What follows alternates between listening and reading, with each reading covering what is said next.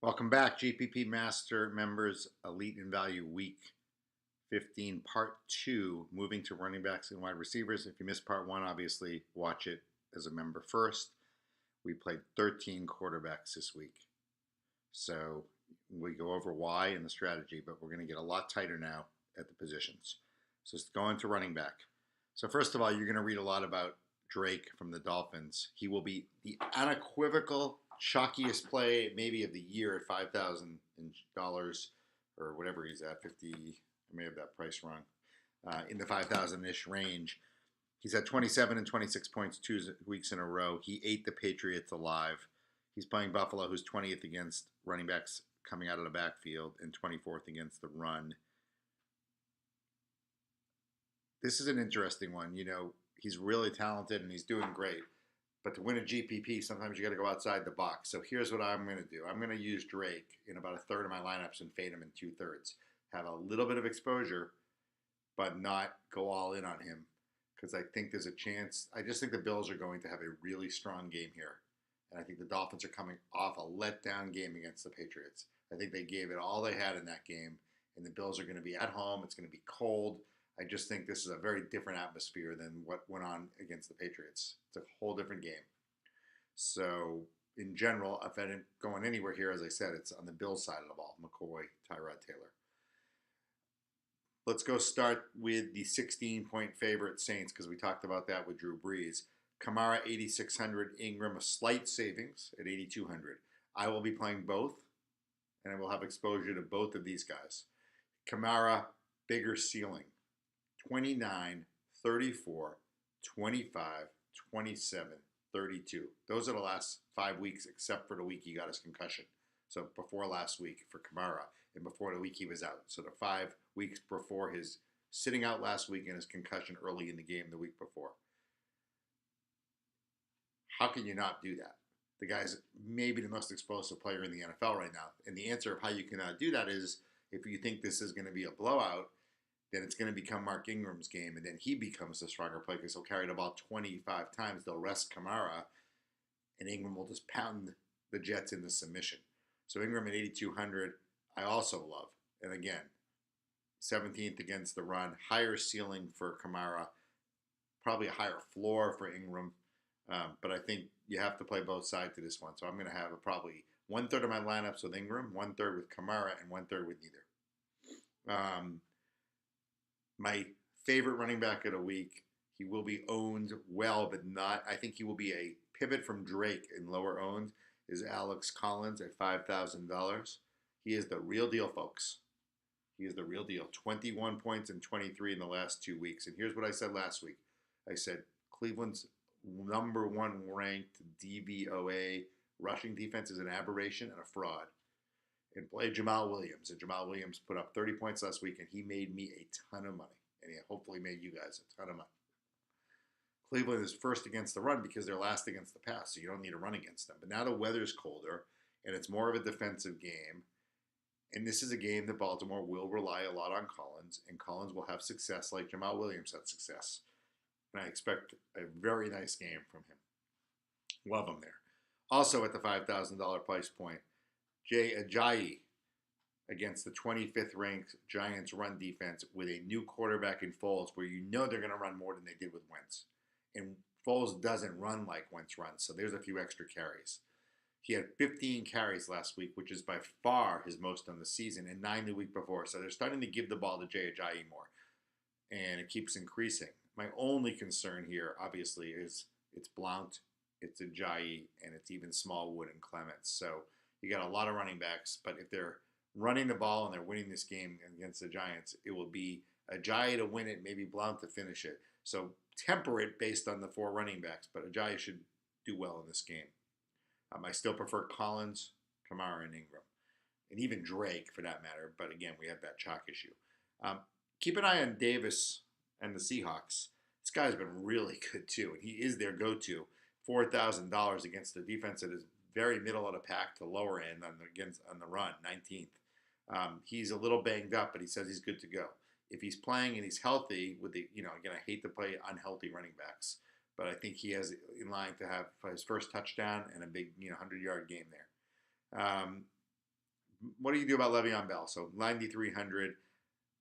Patriots looked awful against Drake. I come back to the fact that the Patriots are going to be better than you think.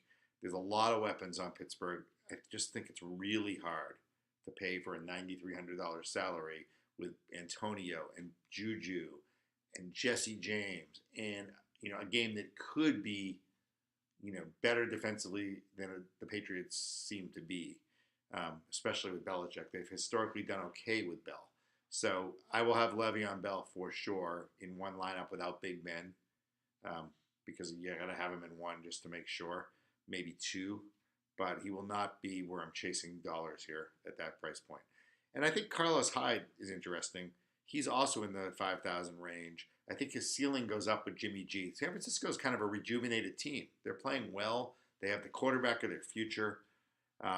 He's still getting majority of the downs.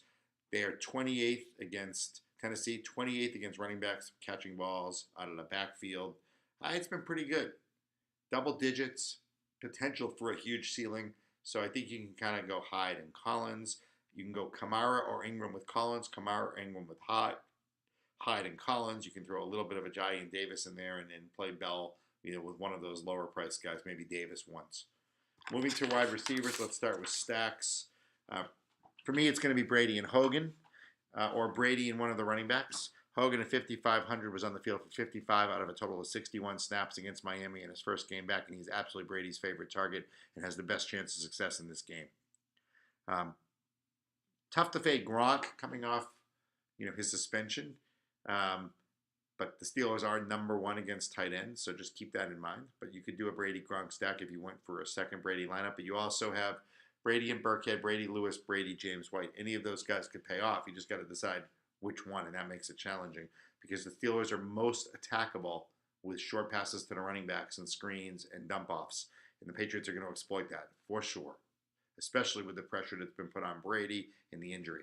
So Burkhead 6,400, White's 36, and Lewis is 54. So pick your poison, see which one fits in, and you can feel safe playing any of them. I think in order for me, it would be Burkhead 1, Lewis 2, White 3.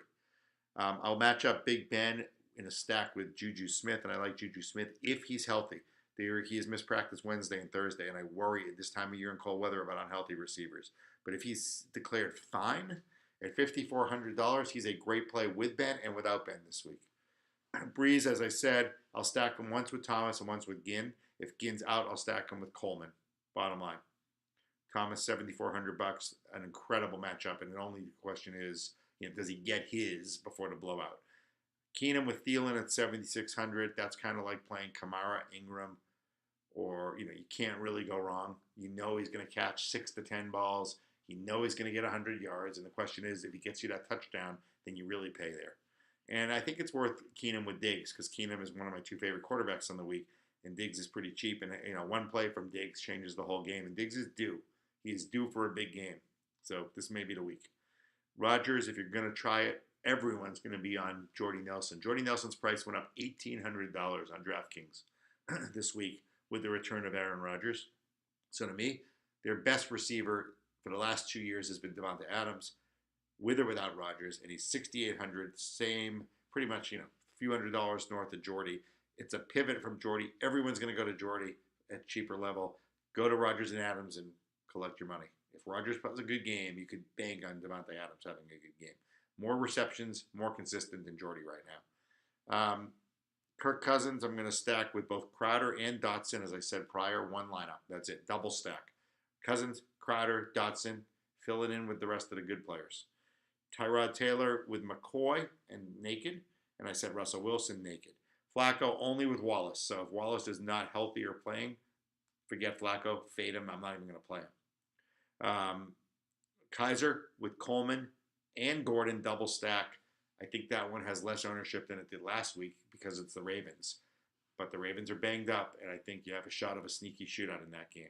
And Bortles with D.D. Westbrook, who's starting to really emerge and is the big play threat. A much bigger ceiling than Marquise Lee. Other than that, I'm going to play the receivers I love, and the way we're doing this week, and if you smartly handle this, you can get them in. I love Thielen, standalone. He's expensive. I love Adams, a little less expensive, standalone. If Juju's healthy, If Rashad Matthews is healthy, I think he is a really strong play this week against San Francisco. But again, Juju and Matthews are banged up, so that makes me look at Adams and Thielen. I like Cooper Kupp in that game. I think he is the most chance of success in the slot. Okay, in that Rams game, which has shootout potential with Goff. I like Jamison Crowder and Doxson. I like different price points. Crowder for the PPR, Doxson for the big play, but Doxson's only 3,800, and Kirk is going to throw the ball a lot this game. I think you can D.D. Westbrook, and I think if you want to have any exposure to Carolina against Green Bay, just don't overthink it. Just go with Devin Funchess and call it the day. Tight end's easy. I like Seals Jones. Coming back to the well on Seals Jones against the Redskins, who are absolutely terrible against tight ends. $3,000. Okay? And if you really want to get sneaky, if Kyle Rudolph is out, the only healthy tight end for the Vikings is Dave Morgan at 2,500 against a matchup that is 28th versus tight ends. And Keenum loves his tight end. Loves his tight end. Dave Morgan is a very serviceable backup. Just doesn't get the snaps or the reps because Rudolph is so good. But if Rudolph is inactive, Dave Morgan is going to be on the field for every single snap in that game, and he will probably have a touchdown. Sneaky, low priced, creates opportunity. And then I think you can go with O.J. Howard and Brait, whichever one you kind of fit in salary wise, because Tampa is continuing to have success throwing to the tight end in the red zone. Last week it was Howard, the week before it was Brait. That's the problem. So go whichever one salary wise. I think the safest of those is Seals Jones. Defense for me is easy.